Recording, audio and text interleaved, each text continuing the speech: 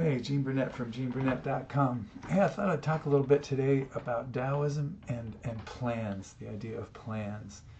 The Taoist thing isn't so much about making plans. It's certainly not about forcing them into being.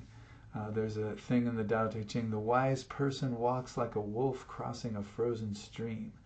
So that doesn't sound like a trailblazer. It sounds like someone with a lot of respect for the immediate environment, especially regarding change, but also with the skills and tools of a wolf to navigate it. It's not that plans are evil, it's just that they're trouble, especially if you hold them too tightly. So Taoism, as I practice, is much more about devoting time and energy to developing attributes and then using those attributes to deal directly with change, which is life's plan, as it's happening, and in ways that affirm and support life without, consciously planning to do so. Simply keeping balance with living life as it unfolds internally and externally will do more good on the battlefield than the battle plan itself. So the value of a battle plan is familiarity with what the battle basically looks like and what the attributes that are required in training, the attributes that you acquire in training to execute the plan. So it's not that the plan is going to be what happens, it's that when you have a plan, you train attributes to execute that plan. Those attributes are more valuable than the plan most of the time. So once the battle starts, it's not the plan that's going to win it, usually. Not unless you're very, very lucky or have one of those all-time great freaking plans. Once it starts, things start to happen that were not in the plan and must be dealt with in the moment, and that's where attributes come in, because you literally cannot improvise without them, or very well without strong ones.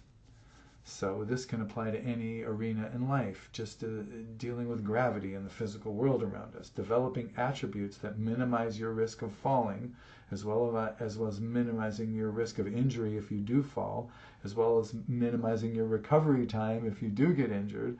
This is a Taoist approach to the ongoing waves or flow of change in the physical world around us.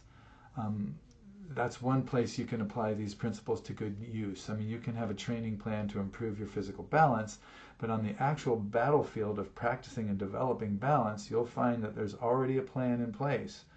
If you keep on the trail of efficient, effective, and more importantly, injury-free movement, if you really study that, it will lead you to a place that no plan can. So I'm going to say that again. If you stay on the trail of efficient and effective movements that are injury-free, if you keep asking yourself, is this efficient? Is it effective? Am I injury-free? If you really study that, that'll lead you to a place that a plan won't lead you to. Because that'll lead you to abilities, not just a scenario in your head. So that's what people who developed our well-known plans did. They discovered these various yogas. They didn't create them. The limitations are supplied by our bodies and gravity. Our bodies are adapted by nature to deal with gravity. The way we feel it physically and what it might be theoretically, right? Not what it might be theoretically. Sorry, I said that wrong. The way we feel it physically. Our body is adapted to deal with gravity as we feel it physically, not what it might be theoretically. So again, it's a difficult place living with the pressure of gravity our whole lives until it finally breaks us one way or another. But if we have the tools of a human being to deal with it, our choices of life, love, health, and happiness and stuff like that increase. So things like situational awareness, leg strength and springiness, decent postural alignment, relaxed, powerful kinetic chains, alert senses, these things are all more valuable in the physical world than having a plan about how you'll keep your balance, right? So the plan, it's just too rigid. Like a map of Arizona is just not Arizona. You can have the best planned map in the world. You get there and the road that's on the map is washed out. So being able to cross that stream is more valuable than to thinking there's a bridge there. So all those things are more valuable than a plan. Those attributes is what I'm getting at here. So that can be applied to any arena of life. Follow your plan Follow the plan of your life as it unfolds internally and externally. Don't push your will on life.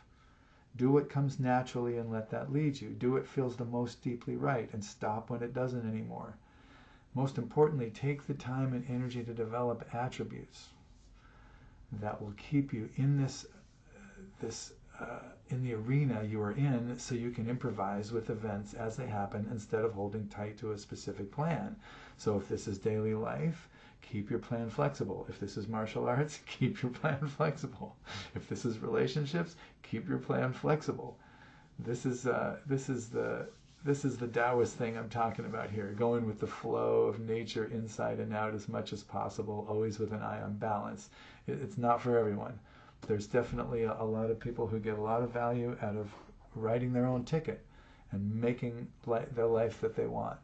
I'm not knocking that. I'm just saying it's not the Taoist way, and it doesn't work for me too well.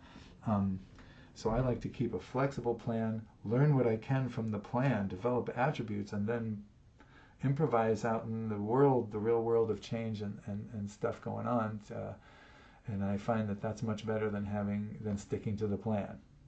But that's the Taoist thing. A lot of times you stick to the plan, and things can work out. But even the best plan has a little wiggle room in it.